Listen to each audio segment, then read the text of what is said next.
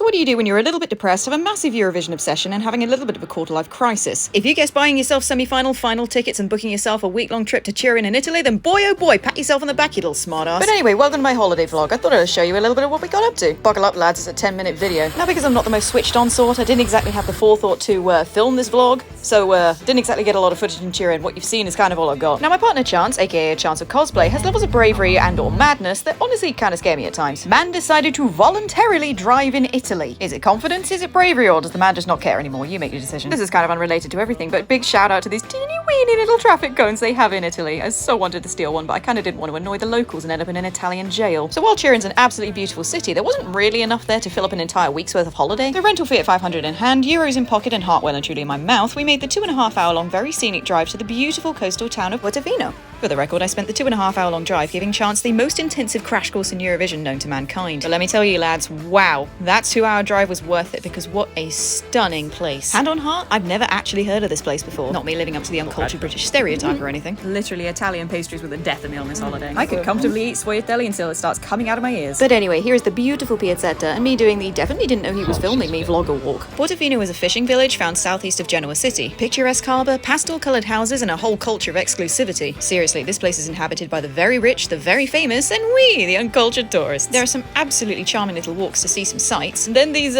pink meerkats? I don't know either. The seafood here is extremely famous, but extremely expensive, so we decline that little bit of culture. That is money to be spent on cocktails and Eurovision merchandise, obviously. The shops here range from designer brands all the way down to standard market stalls, and apparently a whole bunch of lights that just flicker on the camera. Sorry about that. But of course, the one thing I come looking for when I see a seaside town, a beach! It was so dinky, but so pretty. Girl, really, for free? Waters were warm, the sand was soft, and I managed to do a bit of beach combing. And being the culture queens that we are, we decided to have our lunch in an Italian service station. Financially, it made sense, and it actually tasted incredible. So that was Portofino. Very beautiful, 10 out of 10 would recommend visiting. So you know how in a lot of cities you have those people who come around and clean windscreens when the traffic lights go red? Well, apparently in Turin they have acrobats. Honestly, go off, queen. She had more control over her core than I do over my entire life. But it's the next day and the next adventure, and I really did be blessing my body by giving it actual water. We asked the people we rented the car from places that we could go and see, and they recommended somewhere called Lake Avagliana. If I butchered that name, I'm so sorry, please don't come for me. It was a tiny little town, I had no idea what to expect, but I was utterly blown away by how beautiful it was. Of course, the boy had to take the shirt off, but to be fair, it was absolutely scorching. This whole time, we hadn't actually yet had any authentic Italian pasta, so we sheltered from the sun in this beautiful little restaurant that was beautifully air-conditioned. It even came complete with a little good boy who so wanted to come and say hi. Side note, this Disaronno and Coke I ordered was freaking powerful. It could have taken down an elephant. As views go for lunchtime, you can't really go too wrong with this. Finally got my authentic Italian pasta. Chance got some braised veal, and oh my god, it was all so good. I can't actually remember what this pudding was called. It was essentially brioche and chantilly cream, but oh my god, you could have swaddled me in it and I'd have been alright with it. The views and the scenery here were just indescribably pretty. Then we found a TARDIS.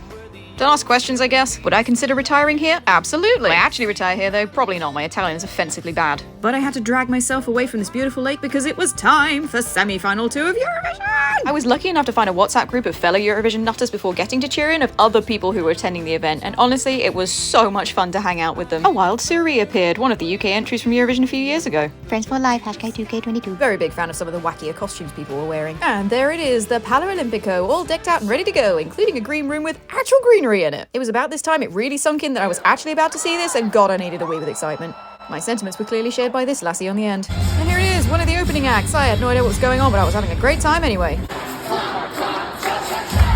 A whole lot of achacharing later, and me feeling particularly stupid not realising they actually had a teleprompter for the presenters in Eurovision. And yes, that is Mika. It was time for the first act! The act was Finland, and it was my joint favourite entry of the year. My hype was palpable.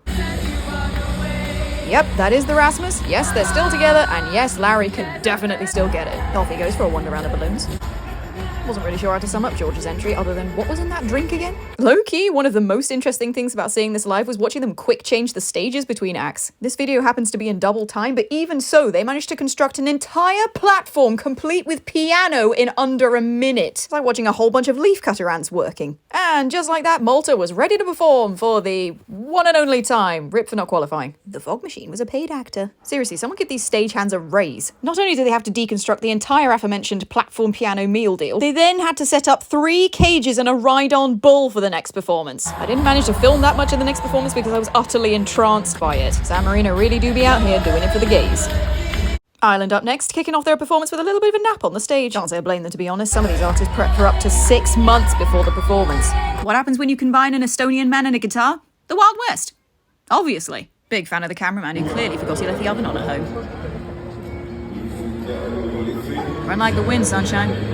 Slightly sensitive topic of the sun there for the organisers. Was supposed to move in between acts, but it was too slow, so that whole idea had to go in the bin. Then the qualifying countries were announced, Finland got through, and I'm pretty sure I popped a lung with how loud I shouted. And just like that, far too fast, semi-final 2 was finished. The fattest wad of love for the Romanian entry there, who was the loveliest person. Don't worry, Ireland, you'll qualify eventually. Ooh, I was a happy little lady that the Rasmus got through. But then, after the show, we had a little bit of a wander around Turin and found what I believe to be the Piazza Castello in a very eerily quiet state. And then we finally found it, the best bar in Turin, the Maggio de Oz, otherwise known as the Magician of Oz. A lovely evening hanging out with my wonderful Eurofam of nerds. Hey, go on, Sam. The Magician was the best bar because they had Eurovision-themed cocktails, and I had one of each of them. 27 of them. Okay, the backstory to why we're all cult-like chanting along to this song is that there just isn't really a backstory. It was Serbia's entry and everyone was completely and utterly obsessed with it. And what have we learned about Eurovision? Just don't ask questions. But the day was here. It was time for the goddamn final! Not me dual-repping the UK and Finland. The seats I somehow managed to wangle were astounding. Look at the camera stuff! And then it began. And I'm not gonna lie, I think it was a bit of a wet fart and had a bit of a cry because this was such a core memory and a massive bucket list moment. It is kind of bizarre when you're in the arena because you kind of forget that 200 million people are watching what you're watching. And speaking of 200 million people, 200 million people saw a close-up of me. Thank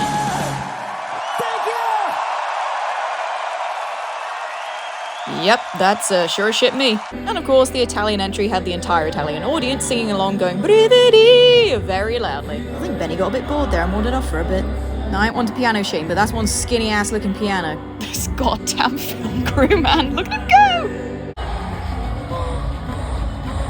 I refuse to give context to this. Fun fact, that's the same cameraman who did my close-up. I winked at him on the semi-final night. I knew that was a good idea. It was pretty darn heartwarming to see the entire arena on their feet for the duration of Ukraine's song. I would like to take this opportunity to formally apologise for not filming any of the Wolf Banana song. I'm sorry, I'll try better next time. Ooh, sparkly. Clock me absolutely butchering Belgium's song.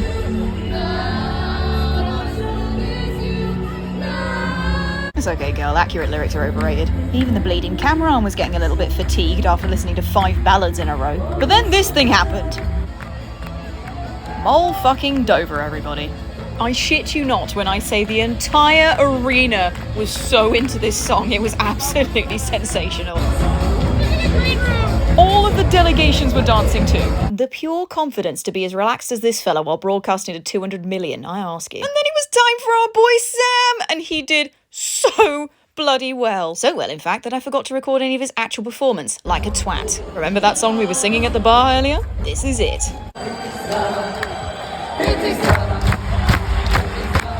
Ladies and gentlemen, the cult of Bitistrava. Can someone seriously give this cameraman a reminder to turn his oven off before he leaves the house? Honestly, it was so nice of Mika to invite the entire of Europe to his own personal performance. It was so good. That man, though, either has balls and bravery of steel or just doesn't give a shit anymore because that platform kept going up with not a single safety harness in sight. Then a fat-ass red heart appeared and we were all told to wave these heart flags. Once again, ask no questions. So we were all treated to that rather nutty little performance, and then, before we knew it, it was time for voting to stop.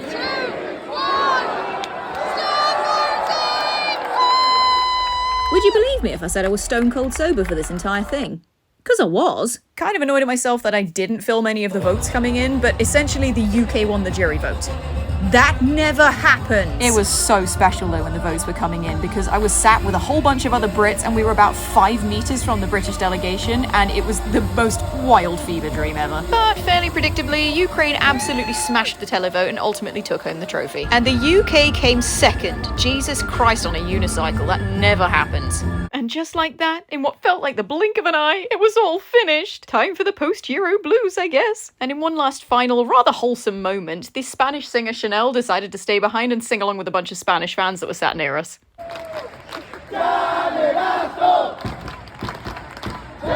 And that, ladies and gentlemen, was curtain close on Eurovision of 2022. For real though, going and seeing Eurovision live has been a life goal of mine for at least 10 years, probably longer. I feel beyond lucky that I got to do it. And I really hope you all enjoyed coming along and watching it with me. In the words of Harvey Price, what a day.